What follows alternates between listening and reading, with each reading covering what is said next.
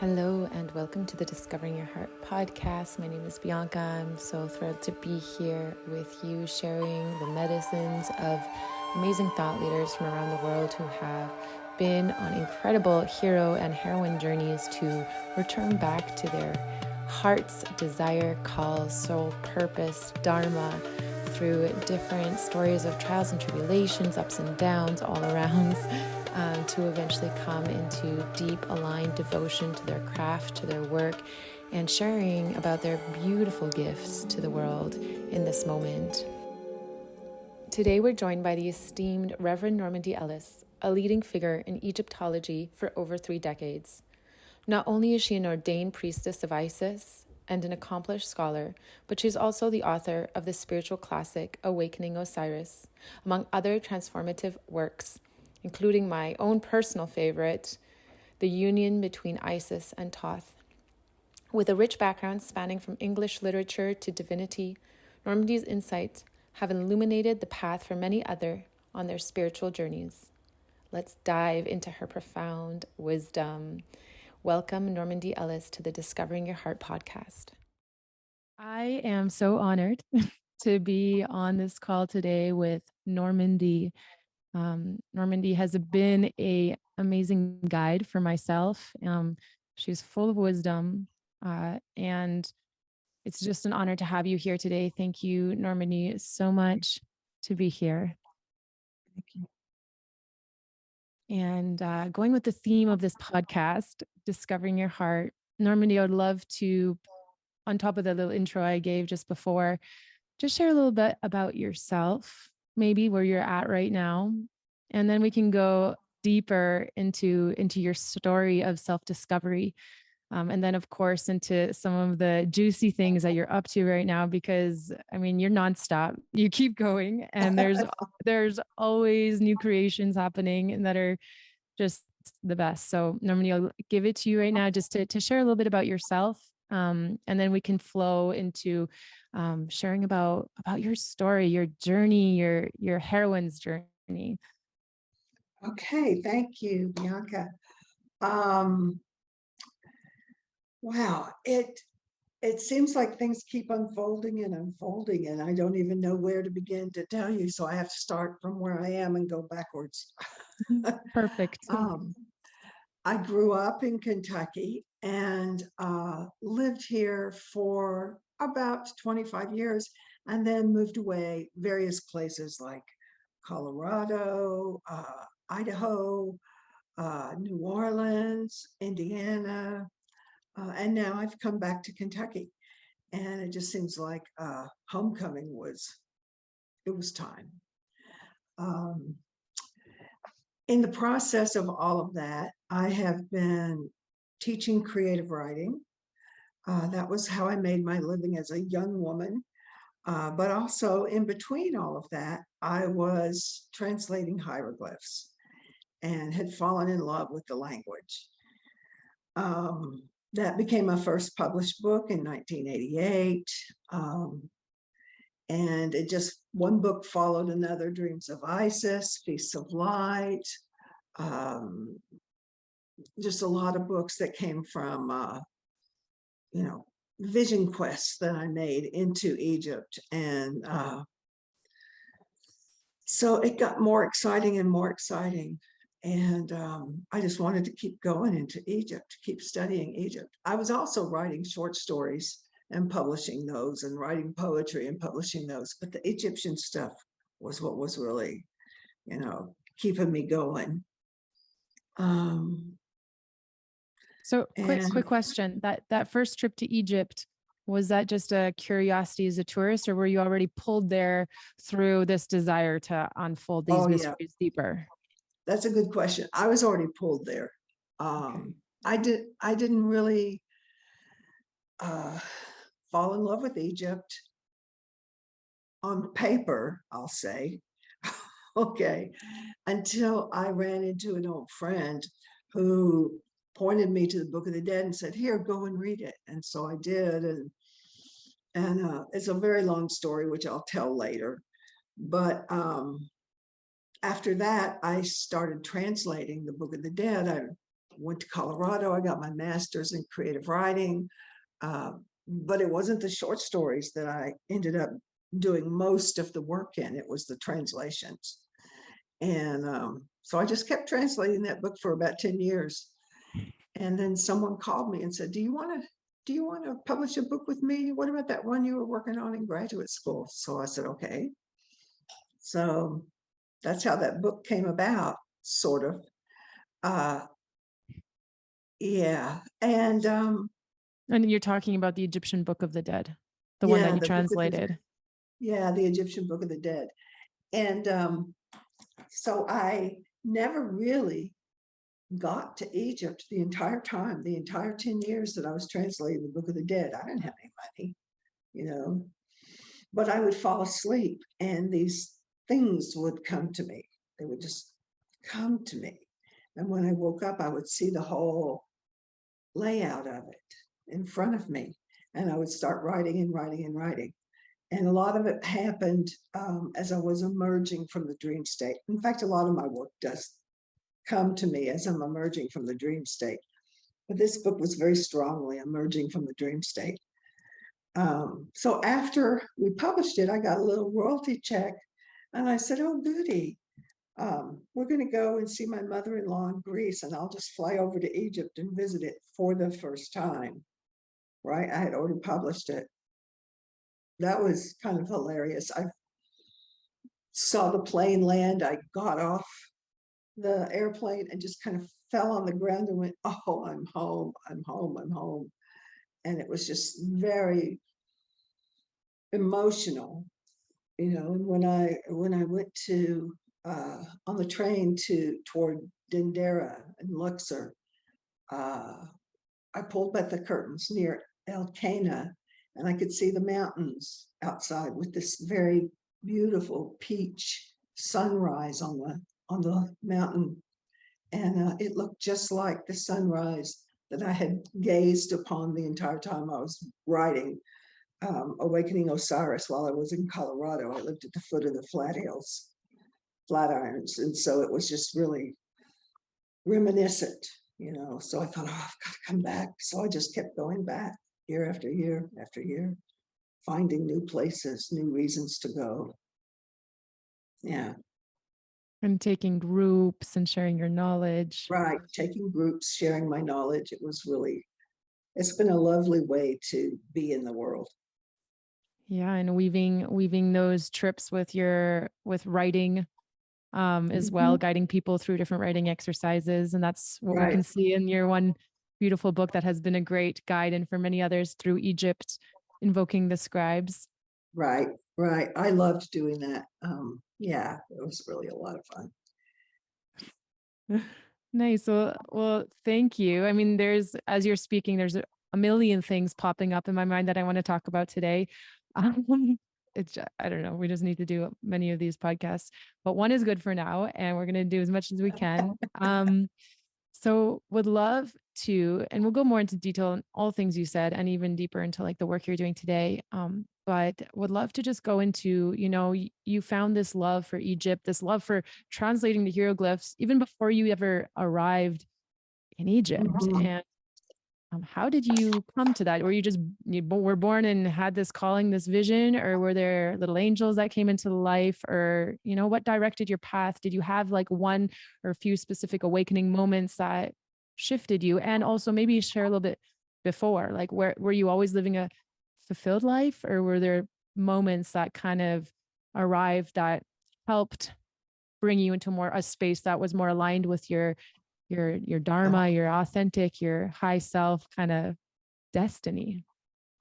Well, what got me to Egypt, truthfully, was that I had been interested in all things metaphysical, and I was studying Dion Fortune and things like that, Madame Blavatsky. So I was talking to a friend of mine who had grown up kind of like up the street from me, and he was a year or two older. And when everyone was being drafted into Vietnam, his number was very high. And so he went as a medic. he enrolled as a medic. So he wasn't exactly on the front lines, but he saw a lot of stuff. And the Rosicrucians came and found him and said, you know, you're going to need to help souls in transition. And so they trained him as a Rosicrucian. And so he had all of this information and this knowledge. And the Rosicrucians, of course, are very steeped in Egyptian history and mythology and mysticism. And so Robert was having to move, and he was saying, oh, they're going to tear my apartment down while I'm gone. So I don't have any place to keep these books, and they're not supposed to get out into the public. I can't just sell them. So would you keep them for me? And when I come back, I'll get them from you. And I was like, yeah, sure. You know, so he said, oh, and you can read them while I'm gone. I said, okay, good, great. So anyway, I put him in a box and he left. And then within a couple of months, I left. I moved to Colorado at that time. But I figured that's okay because his parents still lived right up the street from where my parents lived, and they knew they would get in touch with each other. So I didn't have any worry about it. I took the books with me, and I still didn't hear from him. And a year went by, and I went home and was reading the newspaper. Now, Robert had said, you get that book out of Poor Richard's bookstore and you take it home and read it. And then he had given me all these other things, you know. So I had a collection of books. And anyway, I read in the newspaper that he had died. And they found his body at the bottom of a lake. And so it was like the books kind of took on this, you know, kind of power. And I was taking a writing workshop course at the University of Colorado, and I chose to take a class in translation. And so we worked in Spanish, which I was okay in for a while. Then the teacher said, now switch to your second language. And I thought, oh, I don't have a second language. That was it. Spanish is it, you know. He said, well, what looks interesting? I said, hieroglyphs. He said, okay, get a good grammar dictionary, get various translations, and just begin to play with it and work it and try to get the best translation you can. So I did that. And it took me about 10 years before someone came to me and said, you wouldn't happen to have a book on those translations, would you? I was like, yes, I do. So that's kind of how that happened. You know. Wow. And so would you say the books of the Rosicrucians inspired the Egyptian learning the hieroglyphs? For me, yes, I think they did. The one thing they inspired is that they really showed me that there's more out there than we possibly know about and can imagine in a lifetime. And it was just like a curiosity to keep going, Yeah, it was very inspirational. It was very inspirational. So the curiosity kept you kind of going, because 10 years studying these scripts without kind of even getting too much feedback from the outer world can be difficult. Well, yeah, but I loved it. I fell into it, literally. I would wake myself up at 4 o'clock in the morning. I had to be hypnotized to get up at 4 o'clock in the morning because I had a baby and I had a husband who was kind of a baby about things. So I had to get up when I needed to get things done. And I would have about 2.5 hours before I'd have to go to work, you know, pick the baby up, take her to daycare and go to work. Well, finally, you know, I realized if I just drank a bunch of water before I went to bed, I'd have to get up and pee about 4 o'clock. So I didn't have to be hypnotized to do it anymore. And that's really how I did it, you know, and I loved, the book is all about light. And I loved sitting there in the dark and watching the light come up. It was so incredibly powerful, you know. Yeah, it was very different. I would have done it whether someone was going to publish it or not. If they hadn't taken it away from me, I would have kept doing it because I wrote it 3 times from beginning to end. Wow. You know, so I just kept going. Wow, that's amazing. amazing. Oh, and by the way, it's being reissued now. So it has a new introduction and a new addendum. And yeah, so That's Red amazing. Whale And Wisers. when will that be available? I think they said June. Red Wheel Wiser is doing it. They said June, so I'm hoping it's June. Amazing.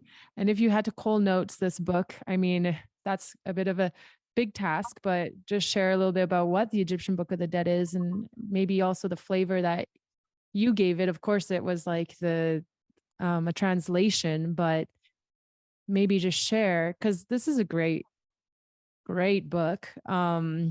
I would say one of the Thank you. most like, yeah, pivotal documents we have right now to share light and to be inspired by light. So from you, what would be your kind of version of Well, that in some sentences?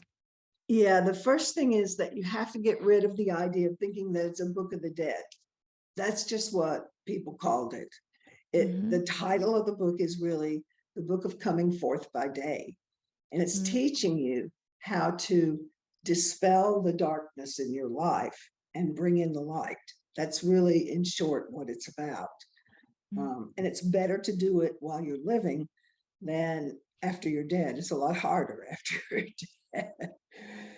So it is a book of learning to take the dark parts of your life and turn them into opportunities for growth.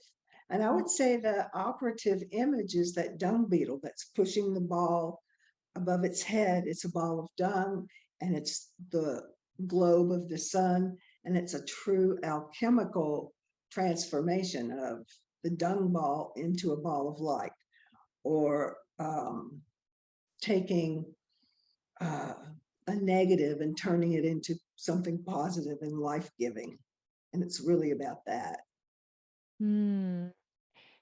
And for those people listening, and for myself, are there a few things that like are easy to share right now in terms of like how you create this type of alchemy in our day-to-day life? Like, how do you turn something that can seem disastrous or unfortunate into a blessing? Well, that's a good question. And for me, one of the things that they said was that the scribe who copied this book over and over and over again, that is, read it, thought about it, got his journal out and worked with it. Whether you were doing that, that was part of the transformation. That was what made the transformation possible. So taking it and writing it and learning it. So in that regard, this new copy has questions in the back of it for you to examine and work with. Yeah, and I think the other thing is to really become a symbolist in terms of your thinking, that's how one does it. What does that mean exactly? How do you become a symbolist in your thinking? Well, everything that is a thought. Everything, the pillow upon your bed, the dung beetle on the wall, the cat sleeping on my coat over there. They're all symbols of a reality. Our truth is more than its thingliness. Okay, but if you are looking at, let's say I'm looking at this wood stove that's in my room right now. And so what does that wood stove mean to me? I just moved into this place. It's been a very useful wood stove to someone who lived here before. And the message that I'm getting from it is that I need to clean it out so that it will be useful for me, And so that I can think about that as a symbol of my coming here and taking all of the things in my previous life where I lived before that I've burned up, used up, and they generated heat and light and love, but they're gone now. And I need to clean that part out and begin anew, So that's using my old wood stove sitting over there in the corner as a metaphor. a metaphor and a symbol. Mm, beautiful. And so if this was like some sort of exercise that myself and the listeners could take home, it's like just seeing what messages we can receive from all the things around us, things and experiences around Right, us. right. Because everywhere you look, there's a message there, everywhere. Mhm. Yeah. Yes. I love that. Reminds me of this moment that I had some years back. I was lying on a beach and looking at the clouds, and I'm like, we don't really need like or I love oracle decks, but life is our living oracle deck. Like in every moment, Right. if we just pause and look around, there's literally something being said to us in everything. So that's really Yeah. beautiful. And would you say that's how hieroglyphs work? Yeah, I would say that because they work on 3 levels. They are like a regular alphabet. They're sounds, you know, and their sounds can become very sibilant and poetic and onomatopoeia and make, it's like the sound of the word for a bee is zit, zit. Doesn't that make sense? Yes. So there's a sound to the language, there's an image to the language, and then there's a whole uh, log, they call it logopia, which is a log of the story of what it means. And so the sound and the image and the story make all 3 make it into a kind of poetry that Mm, often gets lost if one says it means this and only picks one thing, you know. yeah, that's beautiful. Thank you. Um, Jumping around a bit because I'm seeing this beautiful Isis on your neck. And Oh yeah. um I'd love to explore the story of your connection with Isis, how it all began, and then the journey with her, and maybe also what it's like now with her. Okay, it started when I was about 5. What? Um, yeah. And we were in our house and it was winter time, and I heard this sound outside our house, and it was calling, and it sounded like it was calling my name. It was the wind and it was calling my name. And I went around to every window and then finally found out it was coming at the door. And I opened the door and there's Isis. She's like standing in front of me. I mean, I see this woman standing in front of me and I invite her in. Now, I Just saw her, but my w- mother didn't see her. I was just gonna Okay. ask that. Was it like okay, Yeah. okay. Yeah. And so I I said, Mom, there's someone here. And my mother says, who is it? And I said, it's Isis and she wants to come in. My mother looks around and I'm pointing, it's Isis. She wants to come in. My mother goes, okay, what does she want? And bless my mother, she's going along with it. I said, well, she said it's cold outside and she wants a cup of coffee. My mother said, I think that's a good idea. So she makes Isis a cup of coffee. She makes herself a cup of coffee. And we sit down at the table and she looks at me and says, well, what would you like to talk about? And so I ask Isis and they start into this conversation and I'm just like transmitting it. So that was the first time. My mother had said, who is it? And I said, it was the Ice Queen. That's what I called her, the Ice Queen. I didn't know what else to call her. So anyway, the Ice Queen and my mom got to be really good friends too. And then I always had this feeling of this great presence, this woman that I would see. I would go down to the creek and put a blanket out under the trees and look up into the sky, and I would see this blue hem of skylight all around the trees. And I thought that was the hem of her skirt. And I'd be sitting there and I'd talk to her. And, I had ball jars, little canning jars with flowers in them, that I pushed into the altars that I'd made in the tree trunks. And so I had quite a relationship with her for quite a while, and did not want to go to church because I liked my cathedral in the trees much better, but anyway, I got talked out of those ideas until later.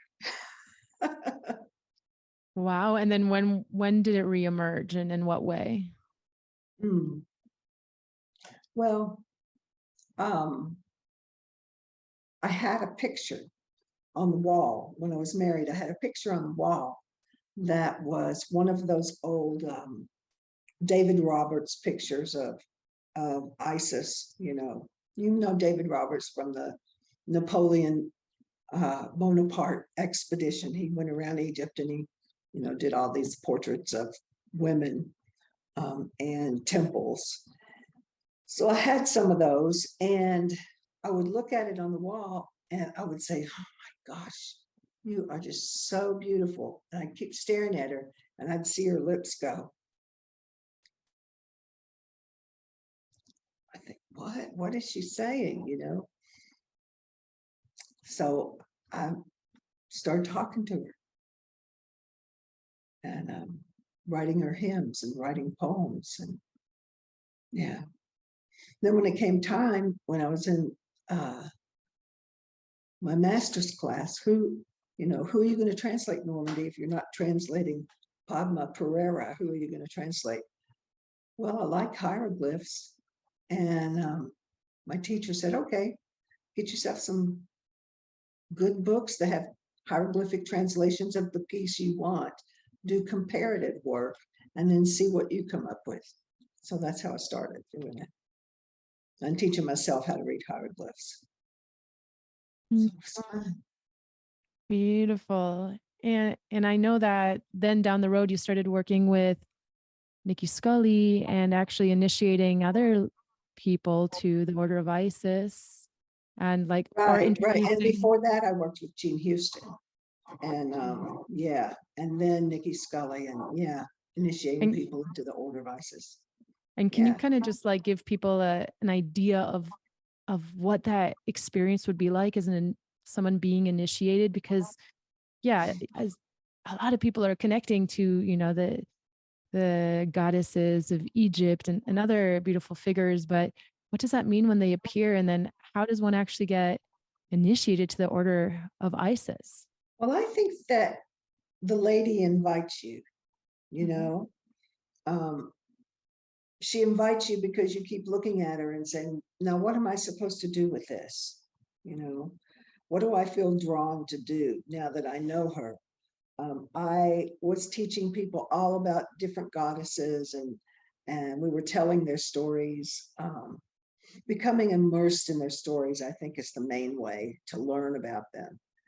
And then we were telling all these stories, and then we were doing writing exercises, and then we were doing responses that were like physically working on an altar, working on a program that brought the energy, say, of Bastet, the goddess of motherhood and children, to young women who had felt bereft of their mothers, and so we started doing things that were, the goddess told us to do. So that's one thing that you do.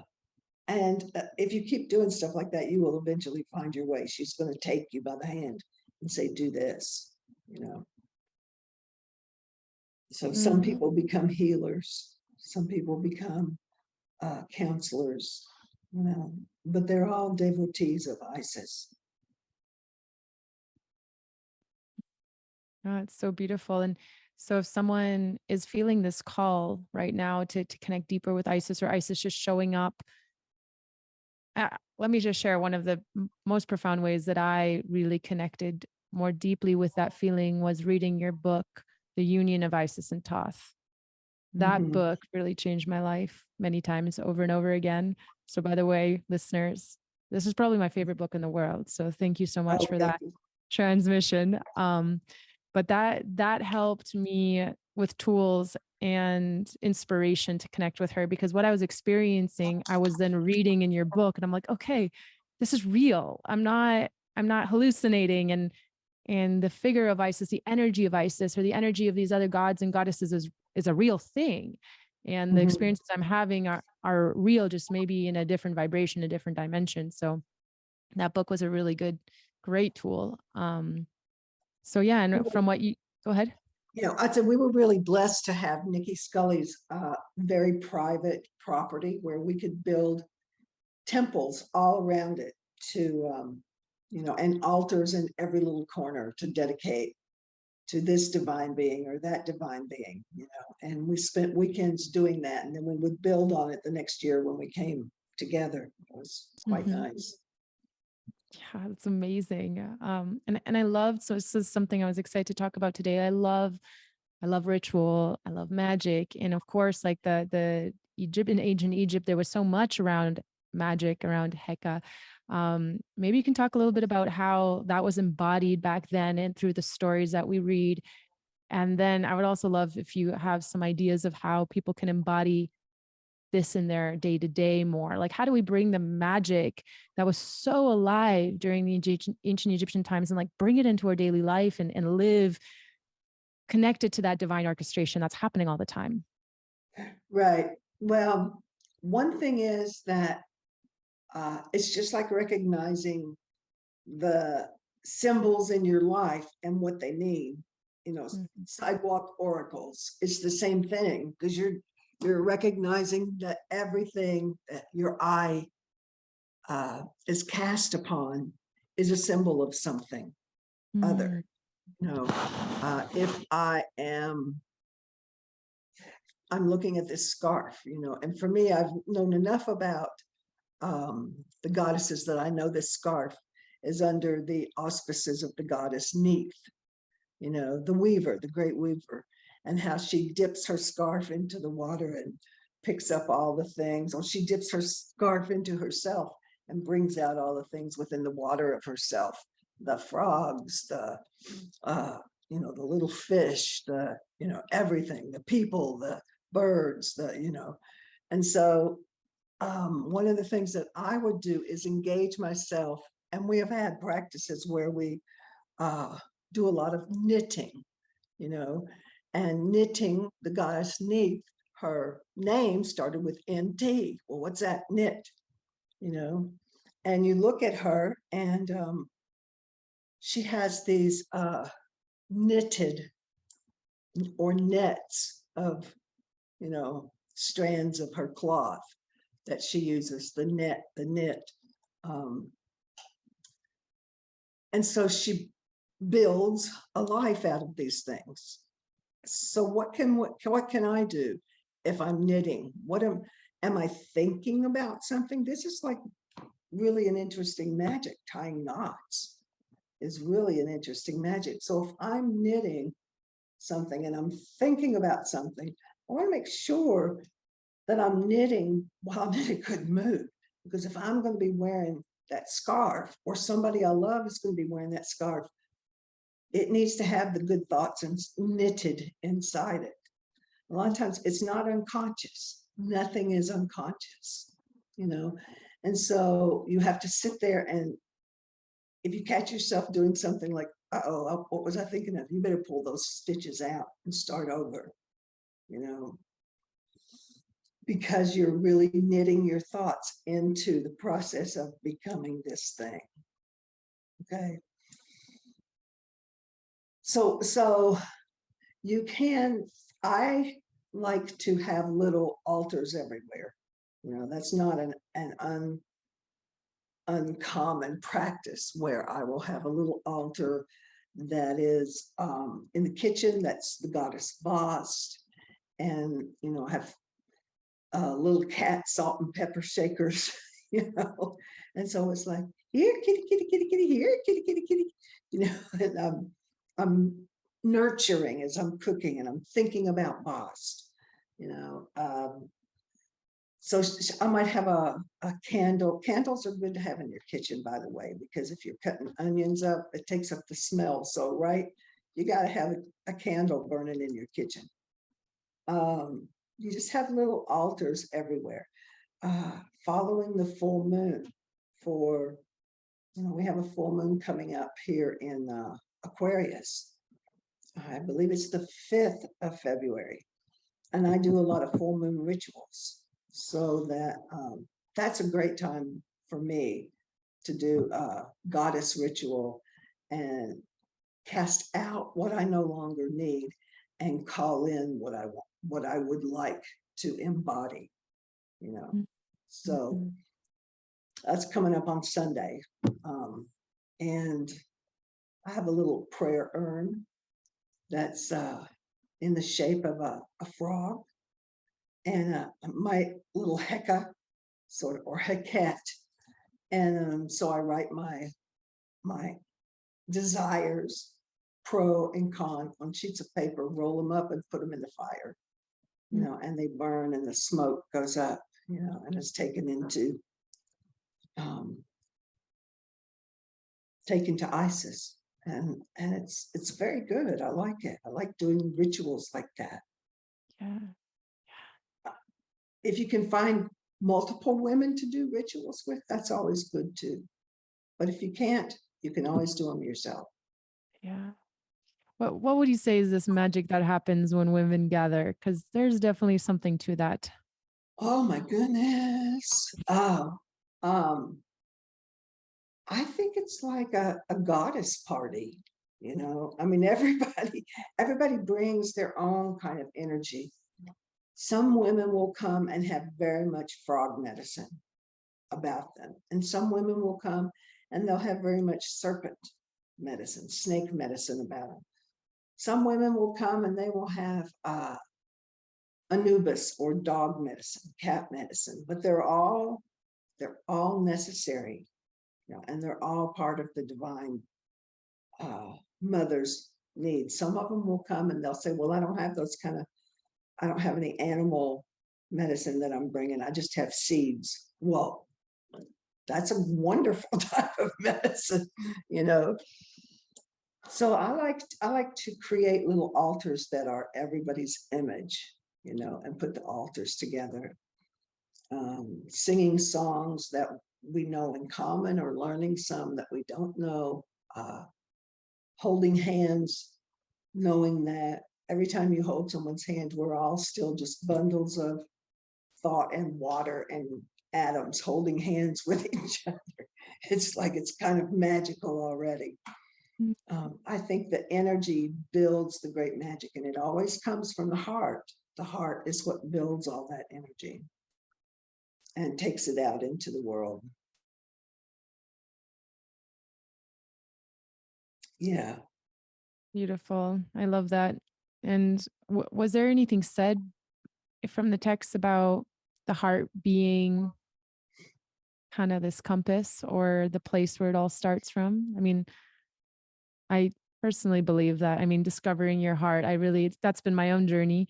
Someone told me back in the day, like, you know, life is only a 12-inch journey from the head to the heart. and I was just like, oh my gosh, that literally changed my life. I was like, whoa, I've been living really from here, and all I got to do is live from here. But that's a process. How do I even do that? How do I even start? What is, like, you know, it's like learning a whole new language, literally, because it is its own language. So yeah, it is. The heart meditations, you know, the 42 negative confessions are rather interesting. Do you know about the 40? I'm sure you do. The 42 negative confessions. Oh, I don't know it. They are written on your heart. They're actually written on your heart, and you read. You don't confess things that you've done. You state the things that you have not done. And these 42 are actually very, very practical. Yes, they come up like the 10 Commandments. You know, I've not slept with my neighbor's wife. You know, I have not killed a man. You know, but they also are things like, this is the one that's really important to me. I have not damned the river. Now, how you felt it, didn't you? I have not damned the river. That is a huge mistake, because you are changing the course of the flow of the water that God has naturally put there to benefit everyone downstream.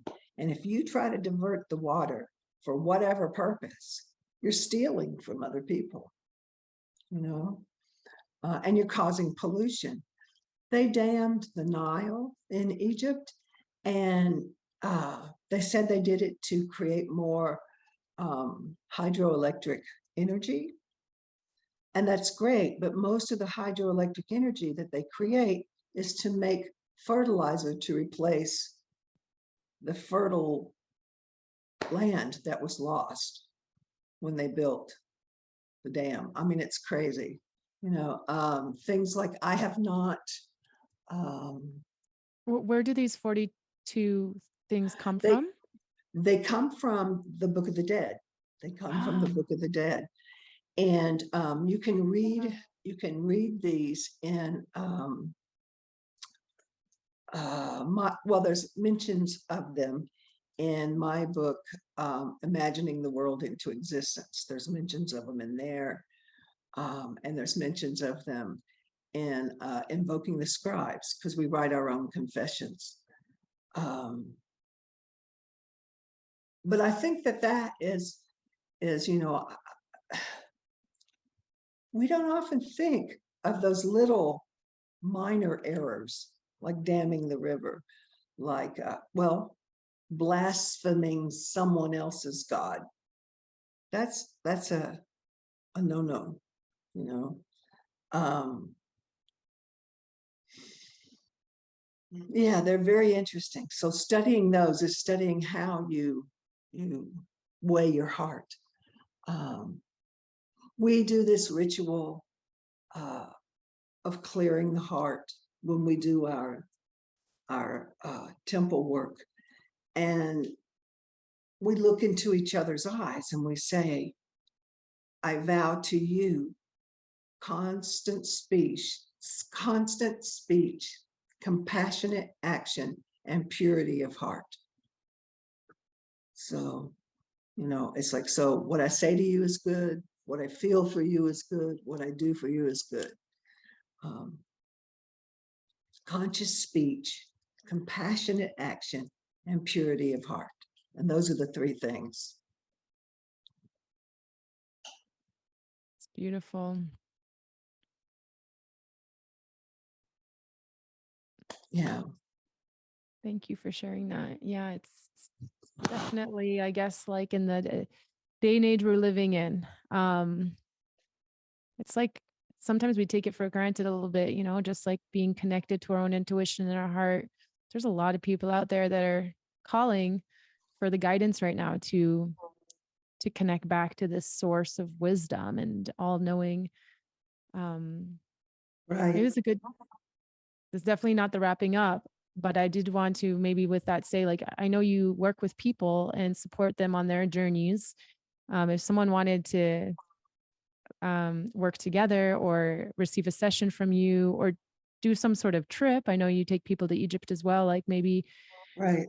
share how you're supporting people on their journeys. And I know it's more than just connecting back to the heart, but I think it starts there. And I think you really guide people in that process. Yeah. Well, we're having a trip. We're having a trip that's coming up in November, which is called Egyptian Creation Stories. And this particular trip, if people would like to go with us, well, we'll land in Cairo, but then we'll go immediately up toward the Temple of Isis above near Nubia, and we'll start getting on a boat and sailing down the river. We'll go to Nubia, we'll go to Karnak, we'll go to Aswan before we get to Karnak, all of the places of the goddess. And then we're going to go down to Akhenaten's temple and to Thoth's temple in Hermopolis. So we're going to be finding places where the stories of the gods and goddesses, you know, don't often get told. There's 5 of them. I mentioned Neith, who makes the world from drawing it from her belly. But there's a Khnum, who makes people out of clay. and he can be found at Aswan.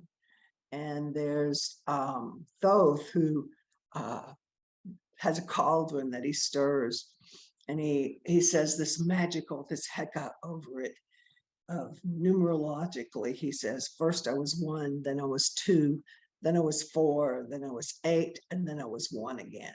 And it's like, if you think about it, it's like cells contacting each other, dividing, and then becoming, something. Everything in the world starts out as a little tadpole. Birds are tadpoles, and people are little tadpoles. And then let's see, Ptah creates by speaking the world into existence. The light springs from his lips, which I love. And then Atum creates from his longing. He's all by himself. He's very lonesome. He's in complete darkness and nothingness. And he wants an other. And so, as they say, he makes love to himself. And his voice cries out, and that voice is the name of a goddess who becomes his other, and then they have the rest of the world. So that's kind of an interesting one.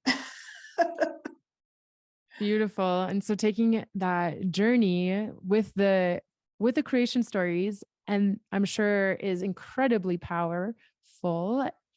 And then just walking the lands of Egypt, like how does that magic work? Like, why is that?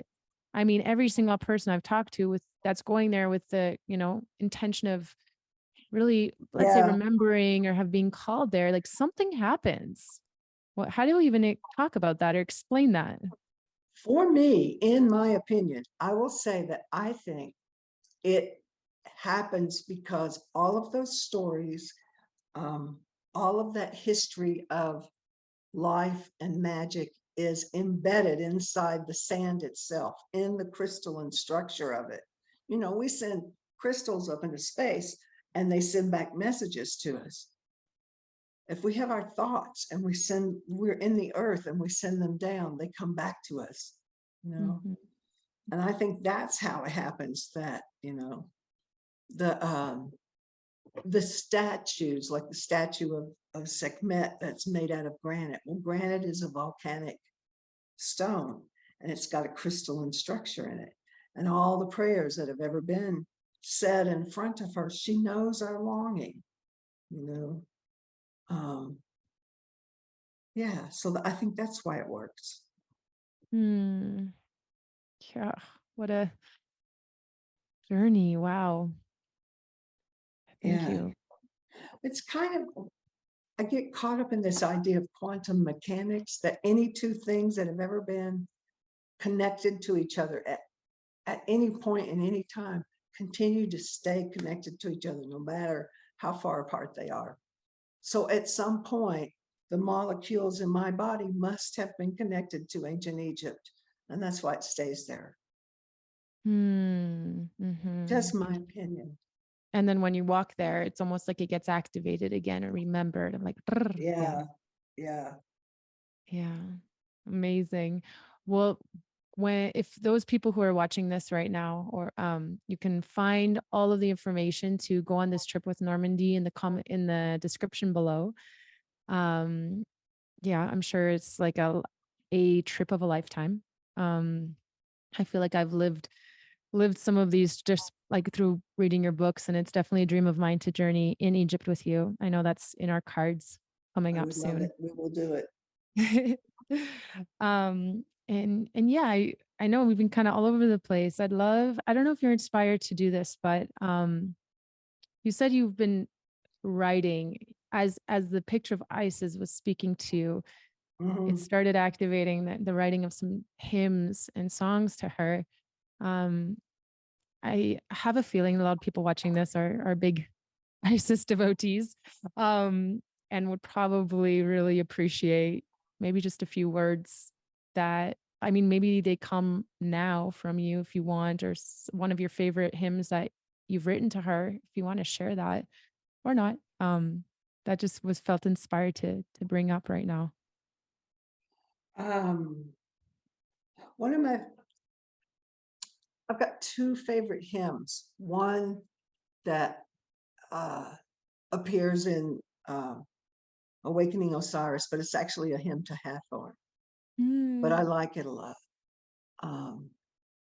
It goes, blue-lidded lady of dawn, golden lady of the mountains, carrier of her father's wisdom. Let this old one rest in your arms.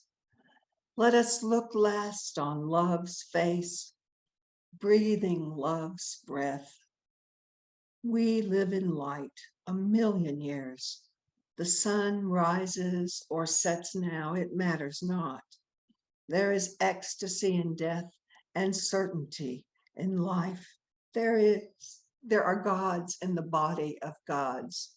Truth and love are our destinies. Go, make of yourself something beautiful. Set up a light in the darkness.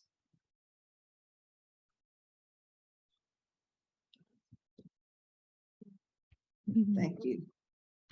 That's beautiful. It brought me back to Dandara, actually. I feel so much the energy of that. Like, come Yes. on, be creative and share yourself as this human incarnation in this moment, you know. That's all we're here to do, you know. Oh, so beautiful. Amazing. Is there anything, like, I know I've been asking all the questions. Is there anything that you feel inspired to go into a little bit or to share or I'll talk a little bit about these cards, actually. yeah, sure. If you don't mind, can I show a picture of it? Will you be able to see it? Yes. Okay. Okay. This The is the oracle. goddess Seshet, and she's the goddess of the Akashic records. And you'll see upon her headdress, there is, it looks like a flower with 7 petals and an upside down cow horn. Okay, so the flower is actually the 7 stars of the Pleiades, and the upside down cow horn are the cow horns of Taurus.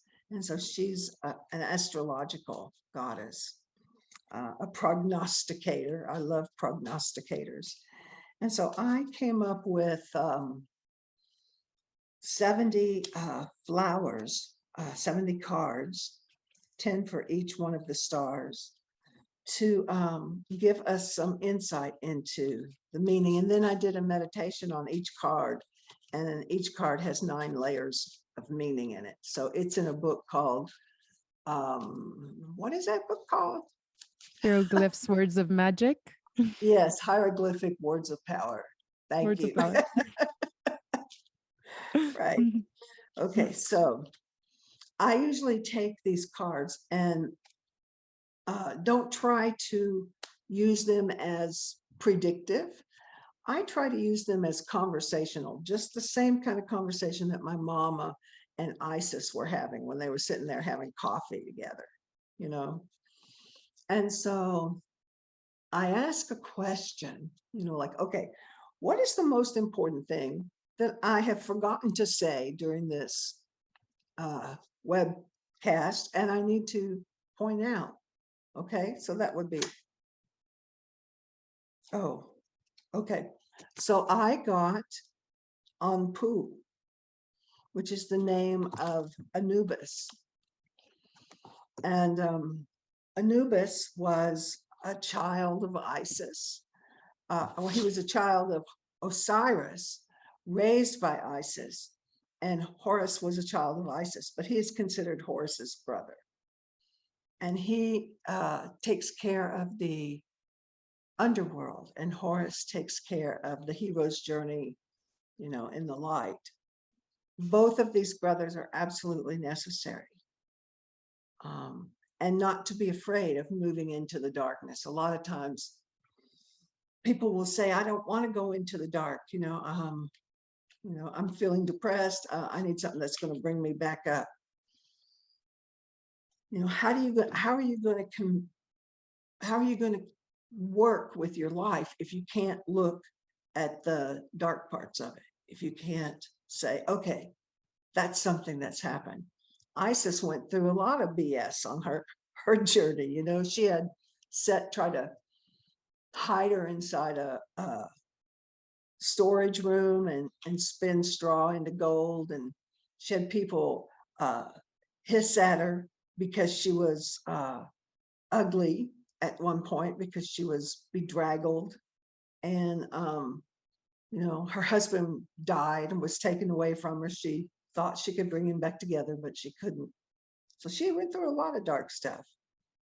But Anubis was there to ease her pain.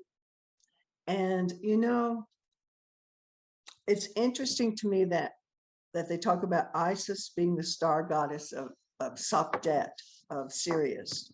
But she has two other companions there that we hardly ever see. She's brighter than they are, but their energy contributes to making her bright. And that is the star of Anubis and the star of Nephthys, her sister. And those two are stars that are hardly seen as they move around, they circle around the main star. But they are the reason that that main star of Sirius twinkles. You know, it's the darkness is what causes her to twinkle. Okay, so Anpu's reminding us of that journey. Do not be afraid of the journey. Okay, and this one is Het. This is a remembrance of everything from the beginning to the end. This is like two wicks on which a candle flame is lit, and there's the sun in the middle. And it's telling us that everything is okay. Everything is okay. You know, there will be light. And the last thing they want to tell us, they want to tell us about the power. This is a Waz scepter, the power of duality to create magic in our lives. We have to be able to grasp the magic wand of duality and make it one. Okay, so make it speak. So that's it. That's what they say today. Thank you. That's amazing. And so this deck is available to order, and also in the description below, I'll have a link to where we can get our hands on that beautiful deck, and just by using it, learn more about hieroglyphs and the meanings, the powerful meanings of these symbols and their energies. Right. Something that you just opened up for me is the Waz and this duality. And this is like almost like a personal question, but been doing a lot of, you know, this work inspired of Egypt, and a lot of it is based really much on my intuition. But the last time I was in Egypt, there was like a really big indication that said ground this work. And I think that's why I admire so much like you for many reasons, but also just because your work is so much steeped in like not academia, but having really learned the hieroglyphs and drawing from what truly is what is written. And how do you what kind of advice would you have how to ground the information? Maybe, yeah. Okay.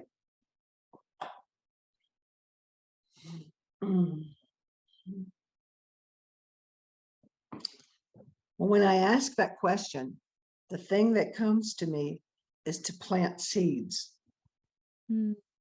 Seriously, because Osiris, who's the Lord of he's the Lord of all of us. He's the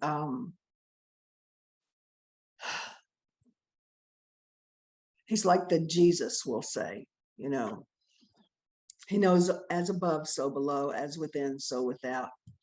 But he is a Lord of seed. And I have found that when I plant my intentions with seeds in the ground and specifically mark them, that I've planted, you know, this intention here and this intention here and this intention here, and watered them and and made sure I got the weeds out and everything, that I can see when they're starting to pop, when they're growing, and I know that they have been doing that all the time that I haven't even seen it because it's been working underground. It's like you don't ever dig away from the seed and say, are you growing down there? You just keep watering it and feeding it and loving it and talking to it, and it grows. So I think that's one way to ground your energy in metaphysics, is to actually get your hands in the dirt. Mm-hmm. Thank you. That's beautiful, powerful. The whole time I'm just thinking about my veggie bed. I'm like, I'm gonna put There little you go. signs. I'm gonna put little signs on every seed and write what the intention is for each seed. With like little popsicle sticks or something. That's really That's fun. right. That's right. Yeah. Normandi, thank you so much. I'm just looking at the time. We've gone to about an hour. I feel there's still a lot, but that's like, it feels like a really nice summary. I feel like we kind of scratched the surface of many things. And for those of you listening, again, like check out the description below. There's many ways to learn more about Normandi's work. She's got beautiful books that are life-changing, truly. They've changed my life. And that's one of the reasons I have Normandi here today. She's been an incredibly, I've told you this so many times, Normandi, you've been such an inspiration in my life. I feel like you've been a guide, not only in person, but on a different dimension as well. Well, thank you. So thank you so much. Hello to your little kitty. What's your cat's name? Buff. Buff. Hello to Yeah. Buff. Yes. Hi Buff. Hey sweetie. Oh. And I know you do clairvoyance and card readings, people. So, and they can connect to you via your website to get that kind of information from you. Right. I know that in the past you've taken people on initiatory journeys. Are you still doing that? Yeah. Okay. Yeah. I'm working through Camp Chesterfield, doing shamanic initiations and leading the metaphysical program. She's got her foot in my scarf. There we go. Leading the metaphysical program at Chesterfield Spiritualist College. So we teach online. And, okay. And so not only me, but a lot of other people. I have a friend who's very much steeped in the Kabbalah. And so she's fun to learn with. I teach classes. I got one coming up in February on dream work. So amazing. And to sign up to that, it's through the Chesterfield website, probably. Chesterfield.com. Chesterfield.com. Yeah. Okay. And how about like spending longer kind of periods of time in kind of your mentorship? I probably will start that up in July. Okay. So if people write to me and say, sign me up for your July classes, then that's what we do. In Egypt, the year begins in July when Sirius rises. So we'll go from July to July and we'll study the goddess as goddess says. I love that. Thank you. Sign me up, please. I've said this so many times, but I'm in. Okay. Okay. Yes. Yep. We have confirmation of that. Yeah. So yeah, Normandi, thank you so much. It's been an honor and excited to just continue weaving. We talked about this in the past. I think it's confirmed. You will be guest speaking with our group at some point with the Mystery School of the Rose, which I'm really excited about. Me too. I don't think we set a date exactly yet, but we confirmed that it will happen. Yay. I'm so excited to bring this magic. Thanks for your time. And any last words before we close up? Well, I'll give you a poem by Rumi. Yes. May the beauty of the earth be what you do. There are 100 ways to kneel and kiss the ground. Oh. Thank you very much, Normandi, and blessings, blessings until we meet again. Okay, soon. Thank you, Bianca. Bye-bye.